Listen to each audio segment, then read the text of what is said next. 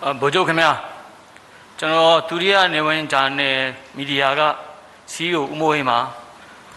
ကျွန်တော်လည်းရင်းသားရှင်းလင်းပွဲကိုမရောက်ဖြစ်တာ3ညလောက်ဖြစ်သွားတဲ့အတွက်ကြောင့်ကျွန်တော်မေးခွန်း2ခုလောက်ကျွန်တော်မေးခွန်းပေးပါမေးခွန်း2ခုမှလည်းကျွန်တော်နည်းနည်းလေးကျွန်တော်ဖြည့်ဆွက်ပြီးတော့နည်းနည်းလေးလည်းကျွန်တော်တင်ပြခွင့်ပြုစီလိုပါတယ်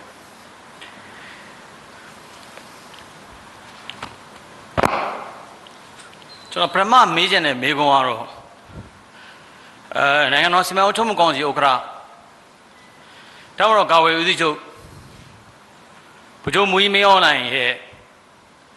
ရုရှားဖက်ဒရေးရှင်းသွားတဲ့ခရီးစဉ်မှာအင်တာဗျူးလုပ်ခဲ့တာပေါ့အင်တာဗျူးတော်တော်များများလုပ်ခဲ့တာကျွန်တော်တွေ့ရပါတယ်အင်တာဗျူးတွေကိုကျွန်တော်စောင့်ကြည့်တဲ့အခါမှာထိုးလွှင့်တဲ့ဟာတွေကိုကျွန်တော်ကြားနာတဲ့အခါမှာလွန်စိတ်ဝင်စားစရာကောင်းတဲ့အချက်တချို့တွေ့ရပါတယ်ဒီမှာနှစ်ပိုင်းပြောချင်တာကရုရှားဖက်ဒရေးရှင်းကိုNASA ကအစိုးရတာဝန်ယူပြီးတဲ့အချိန်မှာဒုတိယမြောက်တက်ချုပ်ကြီးရဲ့ဒီပြည်ပခီးစဉ်အဖြစ်တကယ်ကမ္ဘာ UN လုံခြုံရေးကောင်စီအမြဲတမ်းအဖွဲ့ဝင်နိုင်ငံတကယ်ထိပ်သီးနိုင်ငံဖြစ်တဲ့ရုရှားဖက်ဒရေးရှင်းကနေပြီးတော့ဖိတ်ကြားတဲ့အတွက်ကြောင့်မြန်မာနိုင်ငံအတွက်ကောNASA ကဥက္ကဋ္ဌအတွက်ကောအနုံဂုဏ်ယူဖို့ကောင်းပါတယ်ဒီအပိုင်းမှာအဲ့တော့ဂုဏ်ယူရဲဆိုတော့ကျွန်တော်ဥစွာပြောကြလိုပါတယ်နိုင်ငံတော်အတွက်ကဂုဏ်ယူဖို့ကောင်းပါတယ်နောက်တစ်ချက်ကအဲ့မှာရုရှား RIA သတင်းဌာနနဲ့NASA ကဥက္ကဋ္ဌနဲ့အင်တာဗျူးတဲ့နေရာမှာပြန်ဖြေကြားတဲ့နေရာမှာတက်ချုပ်ကြီးကNASA ကဥက္ကဋ္ဌကပြန်ဖြေကြားတဲ့နေရာမှာပြီးခဲ့တဲ့ NLD အစိုးရ9နှစ်တာကာလမှာဒေါ်အောင်ဆန်းစုကြည်ဟာနိုင်ငံတော်တိုင်ပင်ခံပုဂ္ဂိုလ်ဆိုတဲ့ယာဒူးကိုနိုင်ငံတော်ပြန်တမ်းဖြစ်နေထုတ်ပြန်ပြီးတော့ရယူခဲ့တယ်ဆိုတဲ့အချက်ကိုNASA ဥက္ကဋ္ဌရှင်းပြသွားတာကျွန်တော်ကြားလိုက်ပါတယ်ဒါနဲ့ပတ်သက်ပြီးကျွန်တော်နည်းနည်းပြောချင်တာကအဲ့တော့ထောက်ခံတဲ့အနေနဲ့ပြောချင်တာကနောက်တစ်ခါNASA ဥက္ကဋ္ဌပြောတဲ့အထက်မှာအဲ့ဒီလိုနိုင်ငံတော်တိုင်ပင်ခံပုဂ္ဂိုလ်ဆိုတဲ့ယာဒူးကိုတီထွင်ဖန်တီးရုံသာမကပေါ့နော်နိုင်ငံတော်ရဲ့အင်္ဂါစဉ်ပေါ့ protocol ပေါ့ protocol မှာလည်းပဲသမရနဲ့ဒုတိယသမရ2ဦးရဲ့ခြားမှာနိုင်ငံတော်တိုင်ပင်ခံပုဂ္ဂိုလ်ရဲ့အင်္ဂါစဉ်ကိုထည့်သွင်းပြီးတော့နံပါတ်1အဲအားမှာထည့်သွင်းခဲ့တယ်လို့ပြောဆိုရတာကြားရပါတယ်အဲ့တော့ကျွန်တော်တို့ကအဲ့ဒါနဲ့ပတ်သက်ပြီးတော့သိလို့တာပေါ့နော်ကျွန်တော်နည်းနည်းလေးအဲ့ဒါလေးမှာပြောရင်ကျွန်တော်တို့ဒုတိယနေဝင်ဂျာနယ်မှာဒီကိစ္စနဲ့ပတ်သက်ပြီးတော့2016-19တွင်မှာနိုင်ငံတော်တိုင်ပင်ခံယာဒူးကိုတီထွင်လိုက်တယ်ဆိုတဲ့ဟာနဲ့ပတ်သက်ပြီးတော့ကျွန်တော်တို့ထောင်ထဲရောက်မသွားအောင်ကန့်တက်ပြီးတော့เนาะပေါ့ကျွန်တော်တို့တိုးသေးရေးသားပြီးတော့ဝေဖန်ထောက်ပြခဲ့ပါတယ်ဒီဟာမှာဖွဲ့စည်းပုံအခြေခံဥပဒေနဲ့ညီညွတ်ခြင်းမရှိဘဲနဲ့ဒီယာဒူးဖန်တီးလိုက်တဲ့အတွက်ကြောင့်နောက်မှာဒေါ်အောင်ဆန်းစုကြည်လွန်နေခက်ပေါ့ဒေါ်အောင်ဆန်းစုကြည်ကတော့ဒီယာဒူးကိုတော့သူ့တက်တမ်းမှာယူသွားပြီဆိုပြီးသူဒေါ်အောင်ဆန်းစုကြည်တက်တမ်းတစ်ခုမှာပဲဒီနိုင်ငံတော်တိုင်ပင်ခံပုဂ္ဂိုလ်ဆိုတဲ့ယာဒူးဟာရှိခဲ့တာအတွက်ဆိုရင်ဒါအများပြည်သူကြည်ပြတာတစ်ပိုင်းသို့တော့ဒေါ်အောင်ဆန်းစုကြည်လွန်နေခက်ဆိုတာရောက်လာမှာမလွယ်ဘူးဒါကြောင့်နောက်မှာနိုင်ငံတော်တိုင်ပင်ခံပုဂ္ဂိုလ်ဆိုတဲ့ယာဒူးကိုဖွဲ့စည်းပုံခြံဥပဒေနဲ့မညီဘဲနဲ့နောက်တက်လာမယ်ဘယ်သူတွေကတက်ပြီးတော့ဒီနေရာကိုယူသွားမယ်ဆိုရင်တိုင်းပြည်တွေအလွန်အန္တရာယ်များပါတယ်သူတို့သမ္မတဒုတိယသမ္မတကြားမှာဒီနံပါတ်2အင်္ဂါစဉ်ထည့်သွားတဲ့ဟာကိစ္စဟာအလွန်အန္တရာယ်များတယ်ဆိုတော့ကျွန်တော်ရေးသားဝေဖန်ထောက်ပြခဲ့ပါတယ်အဲ့တော့ကျွန်တော်သိချင်တာကNASA ကဥက္ကဋ္ဌကဒီရုရှားအင်တာဗျူးမှာပြောခဲ့တဲ့ဒေါ်အောင်ဆန်းစုကြည်ကနိုင်ငံတော်တိုင်ပင်ခံပုဂ္ဂိုလ်ယာဒူးကိုပြန်နိုင်ငံတော်ပြန်တမ်းဖြစ်နေထုတ်ပြန်ခဲ့တဲ့အချက်ရဲ့အဲ့ဒီအင်္ဂါစဉ်ရသမ္မတဒုတိယသမ္မတ2ဦးကြားမှာထည့်သွင်းခဲ့တယ်ဆိုတဲ့ဟာနဲ့ပတ်သက်ပြီးတော့ NASA ကအစိုးရအနေနဲ့ဒါဟာဥပဒေနဲ့ခြေခံဥပဒေနဲ့ညီညွတ်မှုရှိသလားမရှိဘူးလားဒါအပြင်ဒါနဲ့ပတ်သက်ပြီးတော့အဲ့ဒီပြီးခဲ့တဲ့9နှစ်တာကာလမှာလှုပ်ဆောင်ခဲ့တဲ့အဲ့ဒီလုပ်ရအပေါ်မှာဘယ်လိုလှုပ်ဆောင်သွားမလဲဘယ်လိုရေးယူသွားမလဲဘယ်လိုတုံ့ပြန်သွားမလဲဆိုတာကျွန်တော်ပထမမေးခွန်းနေနဲ့ဗိုလ်ချုပ်ဖြေကြားပြပါခင်ဗျဒီ ရုရှားမှာသွားတော့ဒီ RIA သတင်းဌာနနဲ့တွေ့ဆုံမေးမြန်းတော့ဒီ RIA သတင်းဌာနကလည်းသူ့ရဲ့မေးခွန်းကတော့ဒီကိစ္စကိုမေးခဲ့တာပါ RIA သတင်းဌာနမေးတဲ့အခါမှာတော့ဒီကျွန်တော်တို့ဒီဒေါအောင်ဆန်းစုကြည်အနေနဲ့နိုင်ငံတော်အတိုင်ပင်ခံဓာတုကိုဥပဒေနဲ့မညီဘဲနဲ့ယူထားတယ်လို့သိရတယ်ဒါကိုလည်းဒီတမတော်ဘက်ကနဲ့ထောက်ပြတဲ့နိုင်ငံရေးပါတီတွေဘက်ကကန့်ကွက်လို့သိရတယ်သို့တော့ဒီဟာနဲ့ပတ်သက်ပြီးယူထားခဲ့တယ်ဒါနဲ့ပတ်သက်ပြီးဘယ်လိုပြောလို့ပါလဲလို့မေးတဲ့အခါမှာတော့တမတော်ကာကွယ်ရေးချုပ်ပြောခဲ့တာဖြစ်ပါတယ်နိုင်ငံတော်စီမံအုပ်ချုပ်ရေးကောင်စီဥက္ကဋ္ဌတမတော်ကာကွယ်ရေးချုပ်အနေနဲ့ကတော့အဲ့ထက်မှာအဓိကအချက်ဒီပြောပါတယ်အဓိကအချက်တွေကတော့နံပါတ်1ကတော့ဒီနိုင်ငံတော်အတိုင်ပင်ခံယာဒူးနဲ့ပတ်သက်ပြီးသူတို့ဒီဒါပုံမှန်တစ်ခုအကြောင်းပြပြီးယူခဲ့တယ်ပေါ့သူတို့ပြတဲ့အကြောင်းအရာလဲပုံမှန်ဒါအခြေခံဥပဒေပုံမှန်219မှာတော့သူကတော့ရေးထားတဲ့ဟာဒီတော့ဒါဖွဲ့စည်းပုံအခြေခံဥပဒေနဲ့မဆန့်ကျင်မဲနဲ့ပြည်ထောင်စုရဲ့အုပ်ချုပ်မှုအာဏာသမ္မတမှာရှိတယ်ဆိုတဲ့အကြောင်းရေးထားတယ်ပြီးရင်တော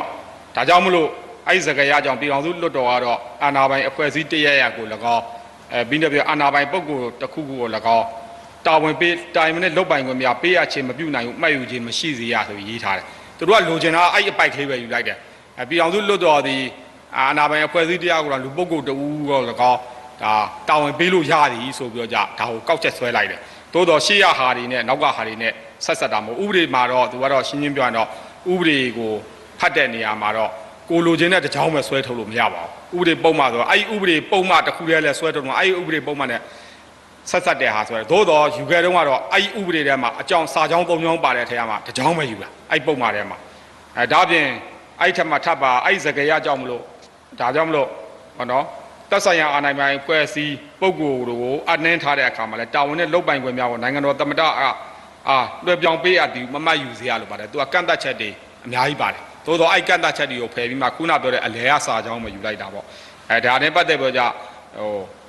ြဟိုပုဂ္ဂိုလ်တူရောဖြစ်ဖြစ်အာဏာပိုင်အဖွဲ့အစည်းတစ်ခုရောဖြစ်တာဝန်ပေးလို့ရတယ်ဆိုပြီးကြပေါ့ဒါနဲ့ပတ်သက်ပြီးဥပဒေကြောင်းနဲ့မညီဘူးဆိုတဲ့ဟာတွေကိုလည်းကျွန်တော်ကန့်ကွက်ပြီးဖြစ်တယ်သို့တော့ဒီအများစုမဲနဲ့ပဲဒီဥပဒေကိုပြဋ္ဌာန်းလိုက်ပါတယ်အဓိကဆိုလိုတာအဲ့ဥပဒေပြဋ္ဌာန်းလိုက်ရအောင်နဲ့တင်အရေးမကြီးအဲ့ဥပဒေမှာတော့ကျွန်တော်တို့ဒါကျွန်တော်သိရတော့အခန်း9ခန်းပါပါပေါ့နော်အခန်း9ခန်းဆိုတော့လေအခန်းတစ်ခန်းမှာ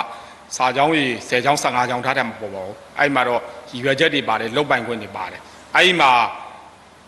ပြဋ္ဌာန်းလိုက်ပြီးတဲ့နောက်မှာဒီအတိုင်းဆိုရင်တော့ကျွန်တော်တို့ကကိစ္စမရှိပါဘူးဒီအတိုင်းဆိုရင်တော့ကိစ္စမရှိဘူးသို့တော့ပြဋ္ဌာန်းလိုက်ပြီးနောက်ပိုင်းမှာသူတို့ကဒီနိုင်ငံတော်ပြန်တမ်းပါထုတ်တယ်နိုင်ငံတော်ပြန်တမ်းပါဆိုတော့ပြန်တမ်းမှာပြန်တမ်းတရားဝင်စာရတော့အဲ့ပြန်တမ်းကပါဆိုဒီနိုင်ငံတော်တိုင်ပင်က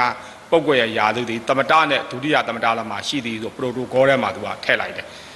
ထည့်လိုက်တော့ဒါကတော့ကျွန်တော်တို့မြင်တာပေါ့ဘယ်ဟာကိုချိုးဖောက်ရအောင်ဆိုကြဒီ59ပုံမှန်59ကိုချိုးဖောက်ရတာပဲအခြေခံဥပဒေပုံမှန်59ကိုချိုးဖောက်ရတာအခြေခံဥပဒေပုံမှန်59ထဲမှာတိကျကိုပြဋ္ဌာန်းတာသမ္မတနဲ့ဒုတိယသမ္မတရဲ့အရေးချင်းကိုပြဋ္ဌာန်းတာရှိတယ်သမ္မတနဲ့ဒုတိယသမ္မတရဲ့အရေးချင်းကိုပြဋ္ဌာန်းထားတဲ့အခါမှာကာယကနေစလိန်ထိပေါ့9ပိုက်ရှိပါတယ်အဲ့9ပိုက်ထဲမှာကျွန်တော်တို့ဒါသူတို့ပြောနေတဲ့59စလုံးဆိုတာပါပြီးဖြစ်တယ်59စလုံးထဲမှာဒီသမ္မတနဲ့ဒုတိယသမ္မတဟေဟာဒါမိမိရဲ့ဟိုပေါ့နော်တာသမီတို့ခင်ဘိုးတို့အများကြီးပေါ့လေဒါတွေနဲ့ကန့်သတ်ထားတာရှိတယ်ဒါနဲ့ကန့်သတ်ထားတာဒီဥပဒေပုံမှန်ကိုကြော်လွန်ပြီးလောက်တာခုနပြောလို့ခုနပြောတဲ့ဥပဒေအရအငင်းပွားမှုတွေရှိတယ်ပထမအဆင့်အနေနဲ့ကတော့ပုံမှန်119ရလူတဲ့ဟာကိုကောက်ယူပြီးဆွဲယူပြောကြအများစုစာနာနဲ့လုပ်လိုက်တယ်အဲ့ဒါတော့အဲ့ဒီကကျွန်တော်တို့ဥပဒေအရအငင်းပွားတာပဲရှိတယ်သို့တော့ပေါ်ပေါ်တင်တင်စိုးပေါက်တာတော့သမ္မတနဲ့ဒုတိယသမ္မတကြားထဲမှာပရိုတိုကောထည့်ပြီးဝင်လိုက်ခြင်းအပြင်ဒီသမ္မတနဲ့ဒုတိယသမ္မတအတွက်ကန့်သတ်ထားတဲ့59ပုံမှန်59ချိုးပေါက်တာဖြစ်ပါတယ်ဒါနဲ့ပတ်သက်ပြီးကျွန်တော်ပြောနိုင်တာကတော့ဥပဒေနဲ့အညီဆက်လက်ဆောင်ရွက်သွားမယ်လို့ပဲပြောနိုင်ပါတယ်ကျေးဇူးတင်ပါတယ်ဘုချုပ်ခင်ဗျာကျွန်တော်ဒုတိယမေးခွန်းပြုပါကျွန်တော်ဒုတိယမေးခွန်းကတော့တင်းသာရှလမဘုချုပ်တို့ဆိုတော့ပြသွားတဲ့ ABSDF လက်ကျန်ပေါ့အဲ့ ABS ဆိုတော့ကျွန်တော်ဒီမှာလည်းရှင်းပြပါဘုချုပ်မေးနေတာဟာ ABSDF လက်ကျန်အဲ့လက်ကျန်မှာပြန်ခွဲထွက်ဟောခင်ကျော်က ABSDF လက်ကျန်ပါပြီးတော့အဲ့လက်ကျန်ထဲမှာသူထပ်ခွဲထွက်ပါတယ်ကျွန်တော်တို့က ABSDF နဲ့ပတ်သက်ပြီးတော့တော်လေးတိထားခဲ့တဲ့တယောက်ပါပါတယ်အဲ့တော့ဒီခင်ကျော်ရဲ့သူ့ရဲ့အခုဖွဲ့ဟောင်းဝန်ခံချက်တွေဟာပတ်သက်လို့ကျွန် ကျွန်တော်ဘတို့မမေးခင်လေးမှာကျွန်တော်ရှိတိခဲ့တဲ့ဟာလေးပုံမှာဒီပိုင်းနဲ့ပေါ့နော်အကုန်လုံးတည်သွားရအောင်ကျွန်တော်နည်းနည်းလေးရှင်းပြကြတာ ABS တရက်ကိုစထူတော်မယ်ဆိုတဲ့ idea ကကျွန်တော်တို့ကျောင်းသားသမဂ္ဂဘဂတကျွန်တော်တို့မိုးသီးစုံတို့မင်းကိုနိုင်တို့ကျွန်တော်တို့လမ်းသုံးတွေခွဲပြီးတော့လုပ်မယ်ဆိုတဲ့ဟာမှာကျောင်းသားတက်မလို့ထူတော်ကြစုဆိုပြီးတော့ကျွန်တော်အသက်24နှစ်အရွယ်ကကျွန်တော်တို့ကြံစီခဲ့တဲ့ကျွန်တော်တို့ရဲ့ယူဆချက်ပါဒါပေမဲ့အဲ့အတွက်ကိုနဝတကဆက်ရှင်းနေမှာအာနာသိတဲ့ခါကျတော့ကျွန်တော်တို့ထွက်ခွာကြတယ်ထိုင်းနေဆက်ကိုထွက်ခွာရတဲ့အခါမှာကျွန်တော်နဲ့မိုးသီးစုံကတစ်ဖွဲ့ဝင်းမိုးနဲ့ online နဲ့တစ်ဖွဲ့ထိုင်းနေဆက်ကိုဥတီထွက်ခွာတဲ့နေရာမှာဝင်းမိုးနဲ့ online ရောက်သွားတယ်ရောက်သွားတဲ့အခါမှာဟိုမှာထွန်းအောင်ကျော်ရောက်ပြီးသားဖြစ်နေထွန်းအောင်ကျော်84ခုနှစ်ဦးတန့်ဇာပနာတောင်းသားကောင်းအောင်တယောက်ပေါ့နော်အဲ့တော့မိုးသီးနဲ့ကျွန်တော်နဲ့ရောက်မသွားဘူးလမ်းမှာရောက်မသွားတဲ့အတွက်ကြောင့်ကျွန်တော်တို့ကအကြောင်းမျိုးတော့ကျွန်တော်တို့ကလူ့ဘောင်တဲ့ဒီမိုကရက်တစ်ပါတီဆိုပြီးတော့ကျောင်းသားတွေရဲ့တရားဝင်နိုင်ငံရေးပါတီထတော်ပြီးကျွန်တော်တို့ကမြေပေါ်မှာနေတယ်အဲ့ဒီအချိန်မှာဝင်းမိုးတို့ online တို့နဲ့ထွန်းအောင်ကျော်တို့ကထွန်းအောင်ကျော်ဥက္ကရာဖြစ်နေဆိုတော့ရွေးပြီးတော့ထွန်းအောင်ကျော်ကမမျော်လင့်မဲနဲ့ဥက္ကရာဖြစ်လာတာပေါ့94ကအဲ့ဒီကနေပြီးတော့ ABS တွေကိုထောင်လိုက်ကြတာမှာဘာဖြစ်လဲဆိုတော့ထောင်တာနဲ့စတာပြဿနာကျွန်တော်တို့စတာပဲ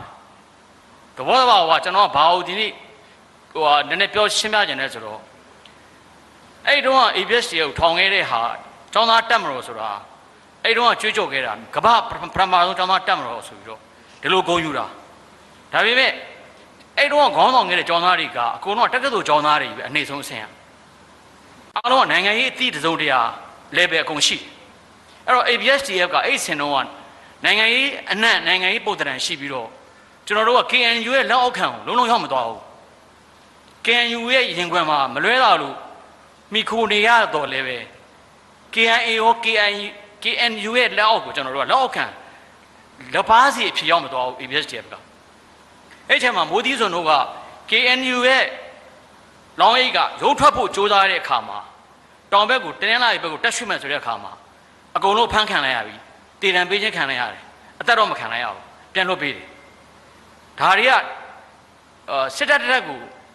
ရအောင်ထော်မဟိဆိုရတက်ကိုကျောင်းသားတွေအတွင်းနဲ့တော်မှာကျောင်းသားတက်မတော်မှာအောင်မြင်ခဲ့ဘူးစပြီးတော့နောက်ဆုံးတော့အခုခင်ကျော်တို့လူမြောက်ပိုင်းပါကြောင်မှာလူသက်ပွဲလုပ်ခဲ့တဲ့တန်ချောင်းတို့လူရက်ွက်လူမိုက်ဆန်ဆန်ပေါ့နော်အဲ့လိုလူတွေလက်ထက်ကိုကျောင်းသားတက်မတော်ဆိုင်ဖို့ရောက်သွားတယ်1990နှစ်မှာနပ်ပတ်2ချမ်းကွဲတဲ့နိုင်အောင်ဖွဲ့နဲ့မိုးသီးစုံဖွဲ့2ချမ်းကွဲတယ်ခင်ကျော်ကနိုင်အောင်ဘက်ကပါတယ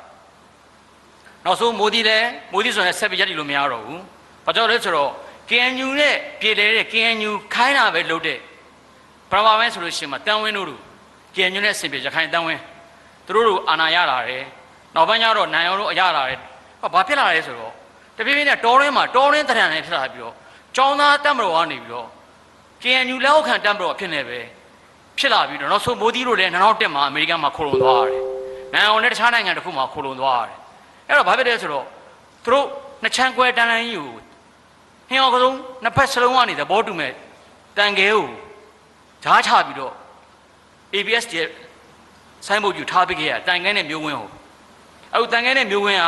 တောင်မှကျောင်းသားကြီးဖြစ်တဲ့အတွက်ကြောင့်သူတို့မှနိုင်ငံရေး level တစုံတရာရှိတဲ့အတွက်ကြောင့်သူတို့2007မှာဥအောင်တောင်းနဲ့တွေ့တယ်2007ဒီဇင်ဘာမှာဥအောင်မင်းနဲ့တွေ့တယ် MPC နဲ့တွေ့တော့ KNU နဲ့အတူ2015မှာသမရဦးသိန်းစိန်လက်ထက်မှာသူတို့ NCA ထိုးတယ်ရှစ်ဖွဲ့မြောက်မှာ AB ပါလာတယ်ပေါ့ဒါနိုင်ငံရေးပုံသဏ္ဍာန်ရှိသေးတယ်ဦးခင်ကျော်တို့ကြတော့နောက်ပိုင်းဟိုဘက်ကမြောက်ပိုင်းမှာလူတောက်ဘက်မှာဘာကြောင်မှာကျောင်းသား100ကျော်ကိုနောက်ရသရှိုးဖြစ်နေဆွဆွဲခံရတယ်ဖြစ်စဉ်တွေကအခုလာမယ့် PDF တွေကဒီတိုင်းပဲလာတော့မှာနော်ဒီတိုင်းပဲလာတော့မှာရှေ့ကသွားတဲ့လမ်းတိုင်းပဲလိုက်တော့မှာဘာကြောင်မှာတန်ချောင်းဆိုတာလူမိုက်မိုးကောင်းမိုးညမက်ကလူမိုက်ကျောင်းသားလည်းမဟုတ်ဘူး KNA နဲ့အစီပြေတက်ကခေါင်းဆောင်ဖြစ်လာတယ်အဲ့တော့တန်ချောင်းကနောက်ရသရှိုးဆိုပြီးတော့လူ100ကျော်ဆွဆွဲတယ်35ယောက်ကိုဖမ်းတယ်80ကျော်ထိန်းသိမ်းထားတယ်35ယောက်ကိုတတ်မယ်လို့ကြီးမှ20ဦးလူမဆန်သွားရက်ဆက်ပြီးပြန်လွှတ်ပေးလိုက်တယ်15ယောက်ကိုတတ်လိုက်တယ်မန္တလေးကထုံးအောင်ကျော်ကျောင်းသားဥက္ကရာထုံးအောင်ကျော်အပါဝင်15ယောက်တတ်ခံလိုက်ရတယ်အဲ့ဒီပါကြောင်လူတက်ဖွဲကြောင့် ABS ရဲ့ image ကျပြီးတော့ ABS ရဲ့ကျောင်းသားတက်မလို့ဆိုတာအတိုင်းအတာတစ်ခုထိအချိန်လေးရခဲ့ပြီးတော့မှခါရထိုးဆင်းပြီးတော့ကျဆုံးသွားတယ်ဘကဘကြောက်ဆုံးသွားတာဘယ်လိုတက်ပဲ ဘာကဘာတော်ထဲမှာထွတ်ထုတ်တက်ကြောက်ကြာဆုံးသွားတယ်တခါ ABS တွေကြာဆုံးသွားတယ်ဒီထွတ်ထုတ်တက်ပဲအဲ့ထွတ်ထုတ်တက်မှာခြံခဲ့တဲ့ခင်ကျော်တို့ကတခါတန်ခဲတို့မျိုးဝင်းတို့ကဥအောင်မင်းတို့နဲ့ NPC နဲ့ဦးသိန်းစိန်လက်ထက်မှာငင်းငင်း NC ထိုးတဲ့အခါမှာသဘောမတူလို့ခင်ကျော်တို့ကနေပြီးတော့ခွဲထွက်သွားပြီးတော့ဝေါ်လီမှာတမငါနေပြီစစ်စင်လို့ဘလို့မှမရနိုင်တဲ့လမ်းမရှိငှက်တော်ခွေးတော်တယ်မှာသွားပြီးတော့ခြေချပြီးတော့တနေ့ဖြစ်ခါမှာပြန်ပြီးတော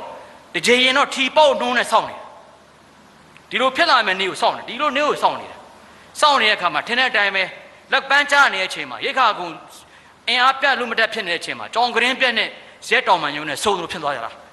ခင်ကျော်တို့က KNU ဝတ်တက်မှာငါဒေတာပုံကိုယ်တွေကကြောင်ကရင်ပြက်တယ်ဒီဘက်ကကျွန်တော်တို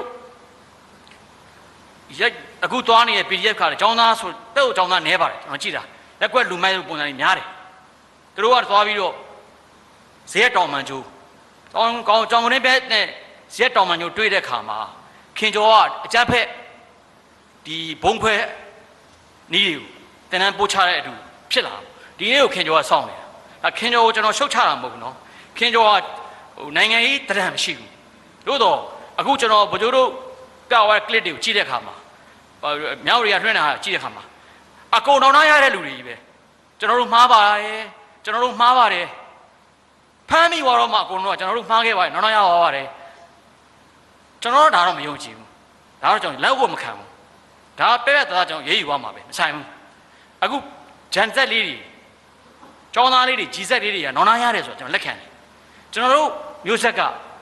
ကဒီနေ့ဒီချိန်ကိုအခွင့်ကောင်စောင့်နေတဲ့ခင်ကျော်တို့လူဟိုလောတေဝတန်ညောင်းတို့ပုံကိုမျိုးတွေရနေပြီးတော့ကျွန်တော်တို့နောက်နာရပါပါမှားခဲ့ပါတယ်ဆိုတာကဒါမိရောလို့ဖြစ်တာအဲကျွန်တော်တို့အချမ်းဖက်တမားနဲ့ရန်သူနဲ့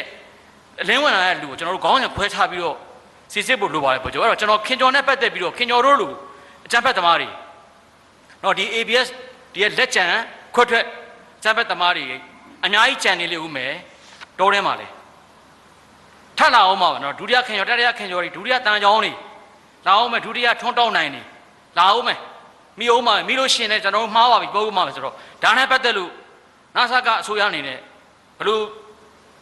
မူဝါဒချမှတ်ပြီးတော့ဆောင်ရွက်သွားမလဲဆိုတာကိုကျွန်တော်ရှင်းရှင်းလင်းလင်းနဲ့ကျဲပြန်လေးဗိုလ်ချုပ်ရှင်းပြပေးစီလိုပါတယ်ဒီကျွန်တော်တို့ပြခဲ့တဲ့ဟာတွေကတော့ဒီခုလိုသမိုင်းကြောင်းနဲ့ဟိုခြေပြီးရှင်းပြတော့လဲပို့ပြီးတော့ဒါပြည့်စုံတာပေါ့ဒီဦးမိုးင်းတို့အနေနဲ့လည်းဒီ1988အရေးခင်းကအတိုင်းဖတ်တာကမှာခုနပြောတဲ့ဘုသီးစုံတို့ကိုကြီးတို့နဲ့တွဲလောက်ခဲ့တဲ့လူတွေပြီးရင်ចောင်းသားခုနပြောတဲ့တမကတွေ ABS ရဲ့နဲ့လည်းထဲထဲဝင်လောက်ခဲ့တဲ့လူတွေဆိုတော့ပို့ပြီးသိပါတယ်ဒီမှာတော့ကျွန်တော်ပြောပြပေါ်တော့ဒီတချို့ဟောပေါ့နော်ဟိုခုပြသွားတဲ့ဟာတွေမှာကျွန်တော်တို့နောက်ကနေလိုက်လုပ်တဲ့လူတွေတယောက်မှမပေါ်ခေါင်းဆောင်နေပါပဲသူတို့ကအကုန်ခေါင်းဆောင်နေတယ်ခေါင်းဆောင်နေသွားဟိုဘက်မန္တလေးကလည်းကျွန်တော်ပြောလို့ခေါင်းဆောင်နေပဲဒီဘက်ကလည်းခေါင်းဆောင်နေပဲကျွန်တော်ပြသခဲ့တာရှိတယ်ဖန်စီထိမ့်သိမ်းမိတဲ့သူတွေထဲမှာကျွန်တော်တို့တကယ်ကိုဟိုနောက်ကနေပြီးတော့လိုက်လုပ်တဲ့လူတွေခုနပြောတဲ့လုံဆော်တဲ့လူတွေမပါပါတော့လုံဆော်တဲ့လူတွေမဟုတ်ခွဲနဲ့နောက်ကနေလိုက်ပြီးတကယ်လုပ်ရတဲ့လူတွေရှိပါတယ်သူတို့ကိုစစ်ဆေးမေးမြန်းတဲ့အခါမှာလည်းတချို့ဒီအချိန်ကိုငက်ကွက်တာအပြင်ကျွန်တော်တို့စစ်ဆေးမေးမြန်းမှုတွေအစုံမပြပါဘူးစစ်ဆေးမေးမြန်းတယ်သူတို့တကယ်ပြောကြားကြတယ်တချို့ကတော့တကယ်ကိုပေါ့နော်နောင်နာရနေတဲ့အဖွဲ့တွေရှိတယ်နောင်နာရနေတဲ့အဖွဲ့တွေရှိတယ်ဒါခုနပြောလို့လဲကျွန်တော်တို့အမိခံတာပေါ့နော်ចောင်းသားအမိခံပြီးတော့လောက်တဲ့ဟာခုနထောက်ပြသွားတဲ့အချက်လဲတန်ဖို့ရှိပါចောင်းသားအမိခံပြီးလောက်တဲ့လူတွေများပါတယ်ဒီထဲမှာចောင်းသားအမိခံပြီးလောက်တဲ့အဖွဲ့တွေများတယ်ဒါအပြင်ငွေကြေးရပြီးတော့လောက်တဲ့အဖွဲ့တွေရှိတယ်တာမန်အားဖြင့်တော့ဟောနော်ဘုံခွဲတယ်ဆိုတဲ့လူတွေကိုကျွန်တော်တို့မိလိုက်တဲ့အခါမှာဘုံခွဲတယ်ဆိုတဲ့လူတွေမိလိုက်တဲ့အခါမှာအများအပြားဒီလက်လုံလက်စားတယ်ခိုင်းတဲ့လူတွေကဒုတိယအဆင့်ခိုင်းတဲ့လူတတိယအဆင့်ခိုင်းတဲ့လူတွေရှိပါတယ်ဒုတိယအဆင့်ခိုင်းတဲ့လူတတိယအဆင့်ခိုင်းတဲ့လူတွေရှိတယ်ခုနပြောတော့ငွေကြေးနဲ့ပတ်သက်ပြီးထောက်ပံ့ပေးမှုတစုံတရာတော့တစုံတရာရှိကောင်းရှိမှာပေါ့အဆင့်ဆင့်ခေါင်းပုံဖြတ်သွားတာမျိုးတွေတွေ့ရတယ်ခုနပြောတဲ့ဒေါ်လာသူတို့ရရှိထားတဲ့ဆိုတော့ဒေါ်လာ9သန်းလို့ကိစ္စမျိုးတွေပေါ့ရှိပါတယ်ခုကိုမွေးပြောတဲ့အထဲမှာတော့ကျွန်တော်တို့ပြောပေါ့နော်ပြောနိုင်တာကတော့ကျွန်တော်တို့အနေနဲ့ကတော့ဒါနဲ့ပတ်သက်ပြီးသူတို့ရဲ့တွားရောက်ပြီးတွေ့ဆုံတဲ့အခါမှာသူတို့ရဲ့လူလူလားလားပြောပြချက်တွေ ကျွန်တော်တို့ဘောနော်အခုပုံတွေထဲမှာလည်းကြည့်ပါပုံတွေထဲမှာလည်းကြည့်ရင်တွေ့နိုင်ပါလိမ့်မယ်ဒါကတကယ်ကိုသူတို့လိုလိုလားလားပြောပြနေတော့ကျွန်တော်တို့တခုမှဘောနော်ညင်မနှိမ့်ဆက်ပြီးစစ်စရာလည်းအကြောင်းမရှိဘူးဒီပုံတွေမြင်ပါလားတချို့ကလည်းဒီမိပြီးမှနောင်နာရတယ်ဆိုတာဟာမျိုးပြောတာရှိပါတယ်ဒါနဲ့ပတ်သက်ပြီးကျွန်တော်ပြောလိုတာကတော့ကျွန်တော်တို့အနေနဲ့ကတော့ဥပဒေနဲ့အညီပဲဆောင်ရွက်သွားမှာဖြစ်ပါတယ်ဥပဒေနဲ့အညီဆောင်ရွက်တယ်ဆိုတဲ့နေရာမှာသူတို့ရဲ့ကျူးလွန်ခဲ့တဲ့ဟာတွေသူတို့ရဲ့ဆောင်ရွက်ခဲ့တဲ့ဟာတွေသွေးထိုးလှုံ့ဆော်မှုတွေပေါ်မှာမူတည်ပြီးဥပဒေအရကျွန်တော်တို့ဆောင်ရွက်သွားမယ်လို့ပဲကျွန်တော်တို့ပြောနိုင်ပါမယ်ကျေးဇူးတင်ပါတယ်ကျွန်တော်နောက်ဆုံးဗိုလ်ချုပ်ရှင်းပြပေးတာကျေးဇူးတင်ပါတယ်နောက်ဆုံးအနေနဲ့ကျွန်တော်နာဆာကအစိုးရနဲ့ဗိုလ်ချုပ်ကတဆင့်ပေါ့နော်ကျွန်တော်အကြံပြုချက်လေးတစ်ခုကတော့ရုရှားသမ္မတပူတင်ပြောရတဲ့စကားလေးထပ်ပြီးတော့အကုန်သိပြီးသားပါသိပြီးသားဆိုရင်လည်းဘယ်တော့မှရိုးရိုးနဲ့မဆန့်ရိုးရင်ဘယ်တော့မှမရိုးသွားတဲ့ဟာတွေပါကျွန်တော်တို့လက်ရှိရင်ဆိုင်နေရတာအကြမ်းဖက်ဝါဒနဲ့ရင်ဆိုင်နေရတဲ့အခါမှာအကြမ်းဖက်သမားတွေကိုနော်ခွင့်လွှတ်ဖို့ကဘုရားသခင်ရဲ့လုပ်ပါတယ်ကျွန်တော်ရဲ့လုပ်ကတော့အဲ့အချမ်းဖက်သမားတွေကိုဘုရားသခင်စီကိုရောက်ပို့ပေးဖို့ကကျွန်တော်လုပ်ပါပဲ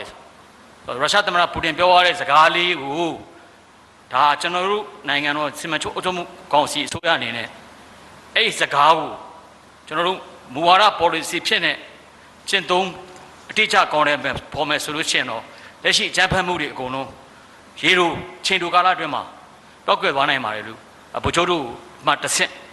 အစိုးရကိုကျွန်တော်အကြံပြုရင်းနဲ့ကျေးဇူးတင်ပါတယ်ခင်ဗျာကျေးဇူးတင်ပါတယ်